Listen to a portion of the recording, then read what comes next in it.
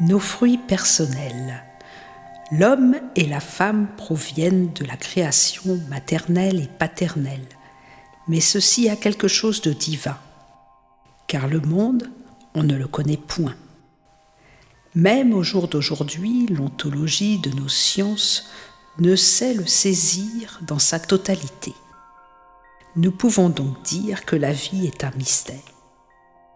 Les sciences divines sont le fruit d'un aboutissement de dialogue et de vécu ainsi que d'ego qui nous montrent la matière. Ceci est un fondement qui peut aller jusqu'au chaos, car dans cette matière, il peut y avoir des destructions, une forme de Big Bang. La question fondée que je pose est la suivante. Doit-on chercher et aller au plus loin dans ces sciences ? Un scientifique te dira oui, un psychanalyste te dira peut-être, et un philosophe te dira sûrement non. La vérité peut être moralité. Vivre avec ce désir pousse notre conscience à le réaliser. Comme tout type de sujet traité avec intuition, nostalgie ou réflexion. Alors la vérité se fusionne avec nos mots de fierté. Car la vérité nous pousse à rester humbles et mène à la confiance en soi.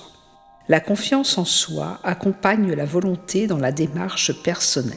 Ce moteur est la racine des élans professionnels ainsi que des sentiments, tout en sachant qu'on peut dissocier les uns des autres. Mais si les uns sont liés aux autres, cela devient plus intéressant. La société est sous domination de l'argent. Cela peut écœurer et ébranler nos âmes. Nous pouvons y trouver un remède, la croyance. Celle-ci permet de se détacher légalement d'un système injuste laissant derrière lui de nombreuses personnes. La domination de l'argent est supposée rendre heureux par le biais du matériel. Ainsi, aveuglée, une partie de la population se laisse dominer par des machines, robots, diffuseurs d'objets virtuels et des modes vestimentaires qui ne semblent mener qu'au paraître. L'argent. L'argent conditionne les ménages, mais dans quel but ? Sachant qu'il en faut pour se nourrir, se loger et fonder un foyer, il est responsable de s'en procurer suffisamment pour l'utiliser à bon escient. Certains veulent s'enrichir au sein d'entreprises en pensant entre autres à leur pouvoir d'achat. Les constitutions fonctionnent sur ce schéma. Et c'est toujours le plus fort qui gagne. Celui qui est le plus riche aura le plus de marché.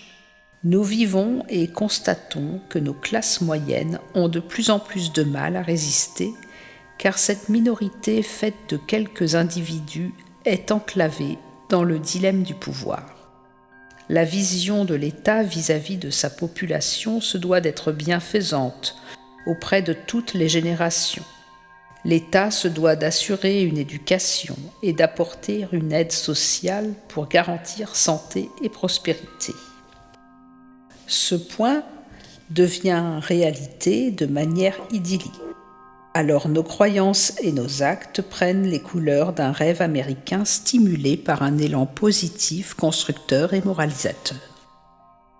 Les vertus que l'on possède, dont talent, entraînement, recherche personnelle, culture, sport, ont pour but de développer le physique et le mental. Nos âmes doivent s'émerveiller pour ne pas être névrosées. Et donc, donner une place importante à l'effort. Celui-ci a pour souche l'amour-propre et l'amour des autres. Cette lumière doit pouvoir nourrir en permanence conscience et satisfaction. Ce métabolisme est complètement nécessaire pour avancer dans la vie. Esprit et lumière sont liés comme le jour et la nuit. Ainsi, nous vivons avec nos esprits de lumière et parfois d'ombre cachée. L'homme et la femme sont bipolarisés par les idées qui surgissent de la pensée et qui parfois se transforment en actes positifs ou négatifs. La morale peut se scinder en deux entre le bon et le mauvais. Cette chose dépend de l'individu, de son charisme notoire ou malfaisant. L'homme choisit son camp. Soit il fait bien, soit il néglige son corps et son âme. La prise de décision diffère selon l'individu. L'environnement a pour but de générer des actes comportementalistes liés au travail ou toute autre sorte d'activité. Cet environnement doit être positif, sans stress, et ne pas mener à une perte de confiance. La confiance. La confiance est un trésor. Elle ne se donne pas, ne se vend pas, ne se dérobe pas. Elle s'accorde comme un instrument de musique, c'est-à-dire que nous allons l'adapter à chacune des personnes qui vont la partager avec nous afin d'arriver à un accord mutuel susceptible d'évoluer dans le temps selon la nature des relations que nous allons avoir avec elle. La confiance oriente les pensées actives, positives de préférence, car dans le partage, on y retrouve l'apprentissage du respect. Nous nous autorisons à transmettre la confiance pour un bonheur partagé et communicatif qui nous renvoie à nos croyances en un amour divin, protecteur et unificateur. Lorsqu'il est question de relation, la religion ne doit en effet en aucun cas être négligée, car elle nous amène à réfléchir sur le bien à apporter aux autres comme à soi-même. Ceci est l'un de ses rôles les plus importants dans la mesure où elle agit avant tout pour le respect et le bien-être des individus entre eux. Croire en la spiritualité aide toujours à trouver son chemin, même dans les situations les plus critiques et empreintes d'un certain mal-être. S'imaginer que l'on peut réussir avec une bonne pensée sert à donner de l'empathie à ce que l'on est et ce que l'on aime. C'est ce qui nous place dans une bonne dynamique d'amour, mais aimer de la bonne manière est sans doute ce qu'il y a de plus dur dans la vie. Effectivement, donner la bonne dose d'amour est difficile à réaliser. On peut aimer trop ou pas assez, on peut passer à côté de ce qu'attend l'autre, mais pourquoi ? Peut-être que quand il y a désir, la richesse de pouvoir aimer se forme dans le fond, mais il est dur de pouvoir comprendre ce qu'aimer est vraiment. En réfléchissant, nous trouvons de temps en temps une réponse dans nos cœurs, mais quelquefois, nous pouvons être troublés par nos sentiments. Aimer est donc très complexe à gérer. Parfois, une émotion sécrétant des palpitations hormonales peut aussi se dessiner. Alors, le contrôle émotionnel donne un engouement qui peut être raisonnable ou déraisonnable. Cette forme d'amour reste quand même de l'amour. Quand on aime, il faut savoir le dire. Ceci est important de pouvoir en discuter avec quelqu'un, amis, parents, famille, et voire même un thérapeute pour apprendre à comprendre véritablement ce qu'est l'amour. L'amour véritable est un amour infini et inconditionnel envoyé par Dieu, telle une énergie céleste. Cette vertu donne le pas à la réalité profonde d'un enthousiasme expressif, c'est-à-dire l'expression d'un sentiment bon et gratuit qui peut être partagé. L'amour inconditionnel est l'arme absolue que le divin nous envoie pour combattre tous nos maux. Mais nous sommes encore trop ébranlés par nos souffrances. Stress, jalousie, rancune, toutes ces maladies décourageantes nous empêchent de voir avec justesse la puissance de cet amour qui sommeille en nous et qui pourtant pourrait être la clé de tous nos problèmes. Car seul l'amour nous permet d'accéder à la beauté véritable qui réside en toute chose et qui devrait être présente dans toute action. La beauté est tout autour de nous, quoi que l'on en pense ou que l'on en dise. mais elle ne s'offre qu'à celui qui veut bien la voir. La beauté, souvent, ne se distingue qu'à travers de simples choses, comme une fleur au milieu d'un désert, les couleurs du soleil qui se lève, le sourire d'un enfant.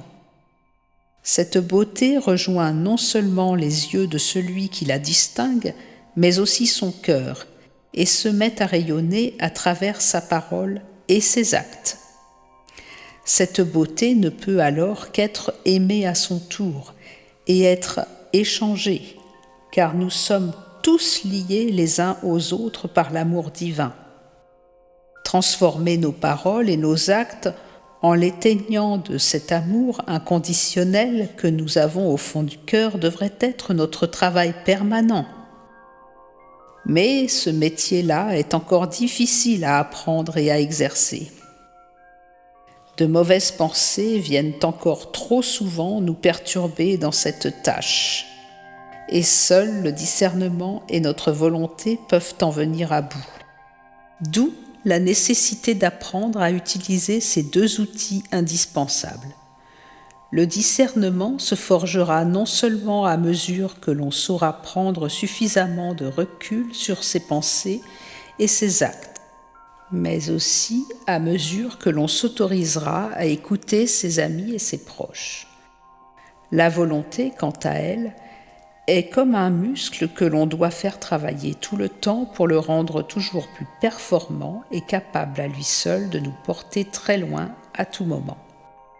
Rien ne se fait sans volonté. La volonté est ce qui nous extrait de la paralysie mentale ou physique.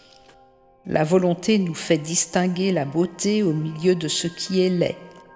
La volonté nous renvoie à l'amour et nous pousse à donner le meilleur de nous-mêmes.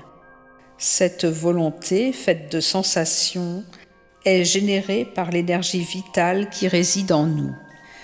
Cette énergie positive vient du cœur et de toute chose vivante. Il faut savoir la reconnaître et en tirer parti pour aller de l'avant et affronter les aléas de la vie. La juste énergie est dure à décrire, car nous la percevons difficilement. Mais avec de l'entraînement et une connaissance approfondie de soi, il devient possible de mieux l'apprivoiser. Comment doser cette énergie ? La juste énergie est présente au sein d'une onde magnétique qui vient nous envelopper dans chaque contexte et chaque environnement auquel nous sommes exposés. Il faut savoir prendre conscience de cette présence chaleureuse au travers de ce qu'elle nous procure de bon dans une situation donnée. Son action peut être imperceptible sur le moment, mais l'essentiel est de garder confiance et de savoir lâcher prise quand il le faut pour la laisser mener son action correctement. Cette énergie ne doit en aucun cas être déviée de sa trajectoire initiale pour être rendue trop ascensionnelle ou trop déclinante. Car en effet, le trop pourrait bien virer au négatif du fait d'un excès ou d'un manque. C'est pour cela qu'il faut laisser l'énergie agir naturellement. Le monde est rempli de cette énergie. Il n'est pas faux d'affirmer également qu'il est régi par des forces que seule une sensibilité aiguë permet de distinguer. Ces forces peuvent être positives ou négatives. Elles agissent sur tout, les événements, les actions, et sur le destin de chaque individu, y compris sur la place qu'il occupe au sein d'un groupe. Ces forces peuvent être le fruit de simples pensées, car les pensées sont vivantes et ne disparaissent jamais totalement. Elles peuvent au contraire se matérialiser sous la forme de paroles ou d'actions susceptibles d'apparaître, comme par coïncidence. Elles peuvent également venir se greffer à des courants de pensée générés par d'autres individus sans même que l'on en soit conscient. Ainsi, elles alimentent une force déjà en action. C'est le cas des bonnes pensées qui vont permettre à de bonnes actions de se mettre en place ou à un contexte de devenir favorable à produire du bon. Mais c'est aussi le cas de mauvaises pensées qui, inconsciemment, vont venir se mêler à d'autres mauvaises pensées et semer le chaos en faisant se dégénérer la situation. On néglige encore trop souvent la force de la pensée, surtout celle de la pensée négative, d'où l'importance de savoir lutter contre ces mauvaises pensées et d'arriver à les censurer. L'individu qui saura percevoir les forces en action sera capable de revenir à la bonne pensée qui ramène l'ordre dans le chaos. Mais il devra pour cela faire preuve d'une bonne compréhension par rapport à la situation et surtout surmonter ses peurs afin d'être libre de prendre de meilleures décisions. La peur. Il est légitime d'avoir peur, d'autant plus que la peur peut être positive dans la mesure où elle nous permet de fuir les situations où notre vie pourrait être mise en péril. Mais la peur est encore dans trop de cas inutile et paralysante. Cependant, dépasser ces peurs n'est jamais impossible. Il suffit de savoir en observer attentivement les mécanismes et les raisons pour pouvoir s'en dégager. La peur est émotionnelle. C'est la marque d'une sensibilité absolue. L'idée liée à cette peur peut se résoudre en affrontant la souche par des exercices thérapeutiques qui aident à la compréhension de ce mécanisme assez bestial. En apportant à cette peur une vertu amicale, nous pouvons nous assurer que le rejet de ces ondes négatives peut devenir très bénéfique. Il suffit de stopper la souffrance en associant un zeste d'amour et de douceur à notre état de panique. Voilà, il faut oser ne plus accepter la paralysie et ne pas songer à ce phénomène étrange nommé peur. La peur est un phénomène bizarre qui détruit la raison. La raison s'emmagasine avec l'expérience et le temps comme un entraînement. Fondée sur la morale, elle est sans aucun doute ce qu'il convient de suivre, mais ne doit pas se détacher du cœur. Le cœur est en effet la source essentielle d'où vient toute dynamique bienfaisante. Il est aussi le filtre de nos ambitions et de nos envies. Ce qui vient du cœur doit être considéré avec sérieux, dans la mesure où cela tend vers ce qui est bon et beau pour soi comme pour l'autre. La science fait corps et âme avec le tout qui enveloppe nos émotions, nos sentiments, nos pulsions, pour dire que le cœur est un élément de la matrice où le vecteur principal sont la foi et la raison. La raison nous donne l'élément souhaité dans les limites qui nous sont accordées. Ainsi, le raisonnable nous ancre sur terre et nous évite ces moments d'éparpillement où nos pensées nous entraînent dans un gouffre où la seule solution est de se recentrer sur soi-même. Cet exercice n'est pas toujours évident, surtout en période de stress ou de mal-être. Le stress est aujourd'hui ce qui gangrène nos sociétés. Source de mal-être et de maladie, il peut se situer à tous les niveaux de la vie courante et atteindre toute classe d'individus. Il est la source de nos souffrances, nous déstabilise et nous laisse seuls face aux démons intérieurs qui nous enfoncent dans la dépression, la bipolarité ou tout autre type de déséquilibre. Les causes en sont multiples et tendent à se développer. La société est elle-même complice de ce phénomène en acceptant que certains modèles déstabilisants et au final nocifs ne soient intégrés à son fonctionnement. Souvent, elle se laisse aussi trop facilement berner par ce qui pourrait apparaître comme un certain progrès, mais qui s'avère être plus avilissant et plus destructeur que bénéfique. Dans le cas par exemple de ce besoin constant d'accélération et de performance que nous observons chaque jour de plus en plus autour de nous. Ce besoin incessant de tout obtenir dans les délais les plus courts, pour ne pas dire tout de suite, nous enferme dans une dynamique de vite fait qui, au final, ne peut qu'être mal fait par manque de formation ou d'expérience. C'est aussi le meilleur moyen de nous engluer dans un désir matériel constant qui nous fait perdre toute notion du plaisir issu de la contemplation. Notre travail, comme nos relations, sont négligés par ce phénomène et notre vie s'en trouve ébranlée en ne nous offrant plus aucun point d'ancrage. Il faudrait savoir dire non à cette logique d'accélération et de vitesse.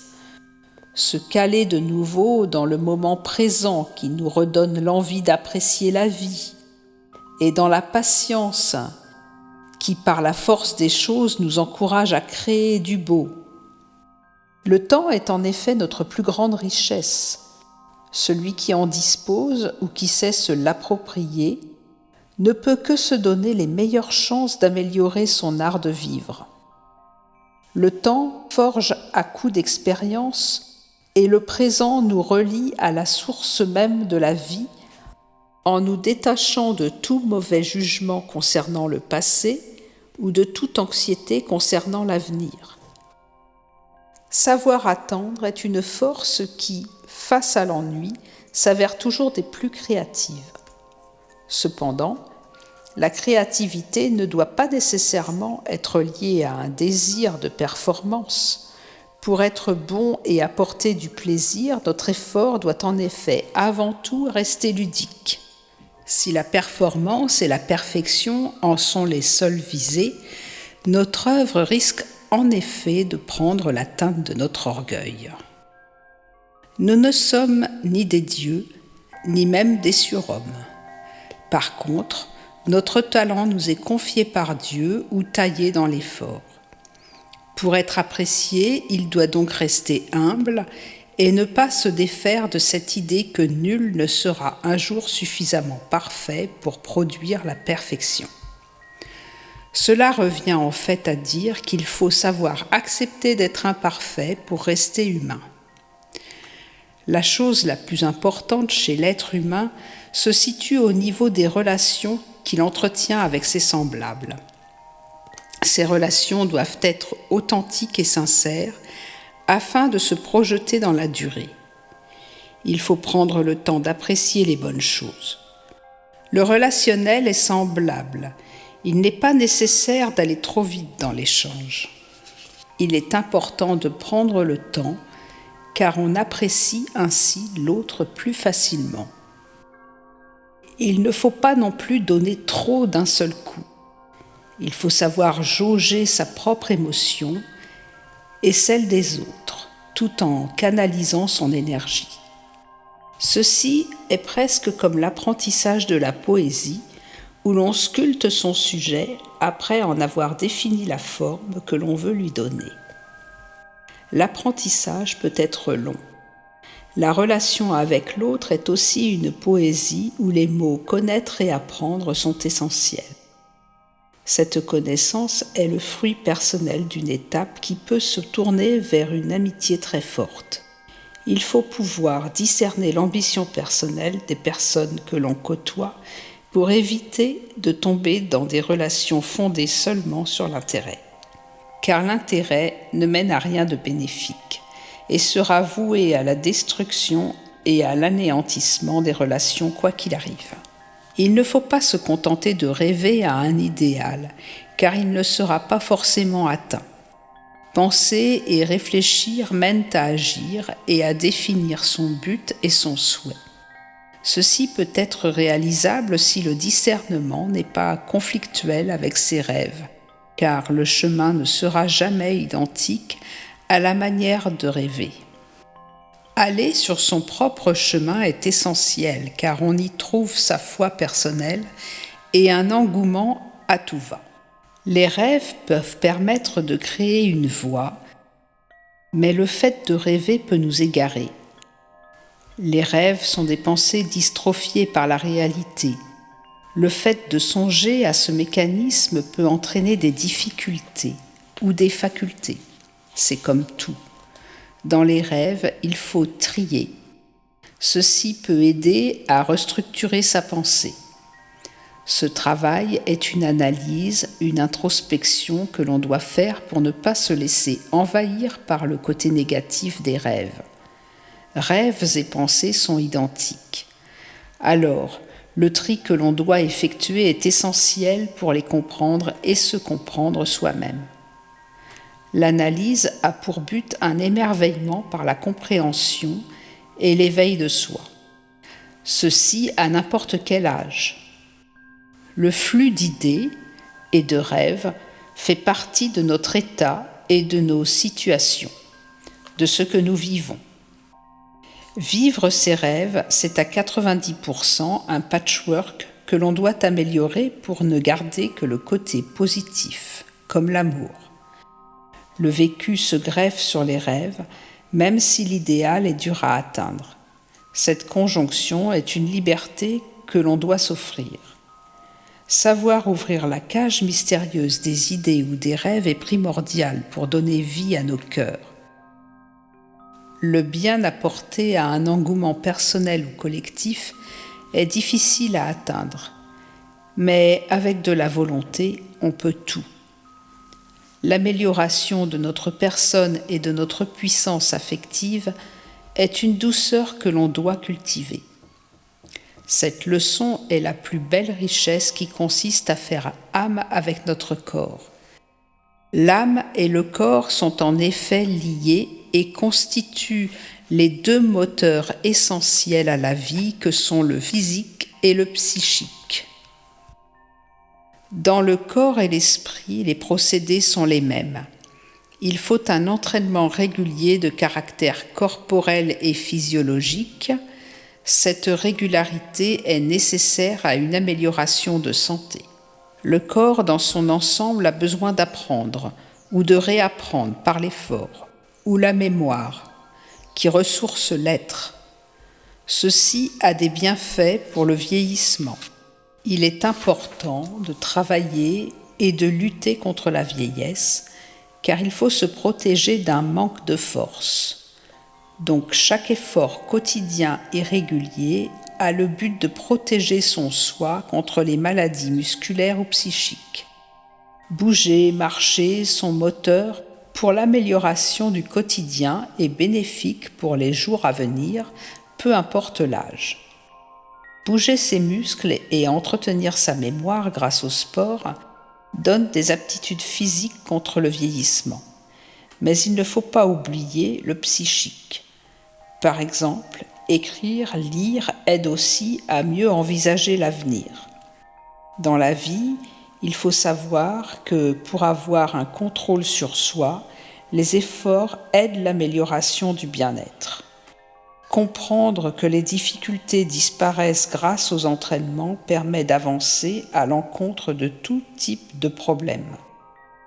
Les problèmes sont tous gérables à partir du moment où ils sont envisagés avec sérénité et patience. La prise en compte et l'habitude de l'effort permettent de se détacher de toute forme d'anxiété et d'atteindre le niveau de lâcher-prise nécessaire à la résolution des problèmes rencontrés. Se donner les moyens de réussir passe par un quotidien organisé de façon saine et visant l'équilibre. Cet équilibre inclut notre sociabilité. Le relationnel joue en effet un rôle très important dans le bien-être de la personne. Maintenir des relations amicales qui ne soient pas fondées sur la quantité, mais plutôt sur la qualité, est fondamental. On voit effectivement se développer bon nombre de réseaux sociaux sur Internet qui tendent à vouloir valoriser un nombre conséquent d'amis virtuels qui au final ne montrent aucun signe de réelle amitié. Ces réseaux sont mensongers. Dans la vie, il faut aboutir à la sagesse dans un environnement sain où il n'y a pas beaucoup de compétition, juste un entraînement quotidien. Cet entraînement est un travail ultime que l'on doit faire pour être heureux.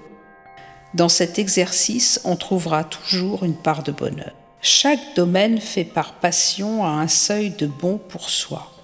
Ce seuil est légitime pour comprendre sa personnalité. Dans la vie, il y a une multiplicité de choses et on évolue au gré du temps. Un jour il fait beau, un jour il pleut. Il y a le jour, puis il y a la nuit. Être en osmose avec le temps, le climat et l'environnement est le but à viser pour se sentir vivant et en paix avec ses sentiments. Cette paix nous amène à voir un résultat positif dans le cœur des gens. En effet, la guerre tue. Ce combat est digne d'un enfer. Une entrée en guerre éclate les sentiments de tous les combattants. Donc, cela est nuisible à tout le monde. Envisager la paix, c'est éclairer l'idée propre de nos émotions pour atteindre l'amour. Car tout le monde rêve d'amour et l'on a besoin d'amour. Mais il faut d'abord être en paix avec soi-même. L'intérieur psychique fait partie de notre corps. Il doit être calme, apaisé et sincère, comme une délivrance nommée essence. Cette pureté nous est offerte par le reflet que nous offrent les autres. Être pur est la plus forte sagesse et la plus raisonnable que l'on peut avoir. La sagesse est le vase communicant contre toute forme d'angoisse. Savoir trouver l'équilibre des siens, de sa famille en même temps que le nôtre, passe par la simplicité que le temps nous offre. Le temps est précieux. Il est un peu notre guide, celui qui nous dirige vers toutes sortes de libertés humaines. Se trouver à bonne mesure des minutes, des heures et des années, c'est se sentir libre d'exister. L'énergie doit alimenter ce sentiment existentiel, apprécier toutes sortes de choses dans la timeline de la vie. C'est s'épanouir. La joie fait partie de nous et nous devons jouer avec elle dans les actes présents. Si jouer est un mot trop fort, c'est pour dire qu'il faut vivre avec le temps. Donc savourer son existence est comme un jeu passionnel, émotif et amoureux, pour soi ainsi que pour les autres. La joie se dose dans le temps pour nous amener à être pleinement conscients de nos forces intérieures et extérieures. L'endurance est notre oxygène qui jaillit dès la naissance et qui part lors du décès. Ceci est triste, mais il faut être rationnel. Dans ce jeu, nous avions tout le temps de réussir. Nos forces sont vivantes. Le rythme de notre vie est comme une horloge sur laquelle les aiguilles filent. Ne pas avoir peur de nos forces psychiques ou physiques est essentiel. Tant que le cœur bat, que le cerveau fonctionne, nous avons toutes les capacités du monde pour grimper. Toutes sortes de projets artisanaux et humains peuvent alors être accomplis. La volonté est une sorte de chronomètre qui ne s'arrête jamais. Se dire que l'on est maître de son temps prend un sens profond. C'est la règle élémentaire qui nous dirige vers la victoire. Chaque chose a une mesure comme un baromètre. Il y a des bons côtés ou des mauvais, donc il faut faire avec. La vie monte et descend. Il existe réellement du bonheur, de la mélancolie et de la tristesse. Il faut se donner à cœur pendant notre vie sur Terre de ne jamais baisser les bras, car l'existence est l'essence de toute action. Elle fait partie d'un tout dont nous ne percevrons jamais la totalité, mais dont nous sommes dépendants et où nous avons forcément un rôle à jouer, quel qu'il soit, et ce, même s'il est minime. Nous devons être conscients que notre existence s'est avérée nécessaire et que le rôle dont nous avons hérité s'intègre dans une mécanique dont nous ne comprendrons pas toujours les rouages. Tous les destins sont différents car nous sommes sur Terre pour faire nos propres expériences, apprendre et découvrir différentes choses. Chaque étape a ses problèmes et ses résolutions. Avec le courage et la volonté, on avance et on résout tous les dilemmes que l'on peut avoir. Avec la paresse, tout s'éteint. L'action mesure les bonnes intentions si cela doit amener à un échange. Nous avons tous besoin d'action, même les personnes malades, les vieux ou les enfants. Chaque chose prend sa place dans notre vie de tous les jours. Nous n'avons pas besoin de le voir pour le ressentir. Nous avons tous besoin d'échanges, sinon nous tombons dans l'avidité et la perversion. Le cœur est fait d'énergie, de richesses intérieures et extérieures. Alors, les individus doivent transmettre un message riche, beau et chaleureux. Nous ne pouvons pas nous procurer notre bonheur tout seul, car toute action serait alors teintée de pur narcissisme, comme cela est le cas pour la sorcière de Blanche-Neige, par exemple. L'ego est comme coincé dans une bulle dont il serait dépendant pour vivre. Si celui-ci était amené à grossir trop, il ferait éclater la bulle qui le maintient encore en vie et serait donc voué à disparaître totalement en étant lui-même responsable de son propre échec. Nous avons multitude de casquettes. Entre vie professionnelle et familiale, il faut savoir trancher. Certaines tâches de travail et d'énergie se dosent grâce au mental. Nous ne pouvons pas donner notre âme à tout le monde et nous ne pouvons pas être parfaits pour tous, collègues, amis, famille. Cependant, il faut être avec les gens que l'on aime, attentifs et disponibles. Peu importe leur statut, leur classe sociale. Prenons en exemple un maître et son élève, un père et son fils, une mère et sa fille. La communication doit être axée sur la bienveillance et la transmission de savoir, mais aussi de valeurs. Dans le monde de l'entreprise, ces relations sont perverties par l'envie, la jalousie ou l'égoïsme. Quelques règles pour être heureux. Cessez de se comparer aux autres. Acceptez que les autres aient des besoins ou des envies différents des siens. Acceptez que l'autre ait besoin de repos au moment où l'on a soi-même besoin d'action. Développer une communication claire et suffisamment synthétique pour faire passer l'essentiel de son information. Ne voir que le côté positif des choses et refuser de laisser rentrer chez soi un négatif envahissant.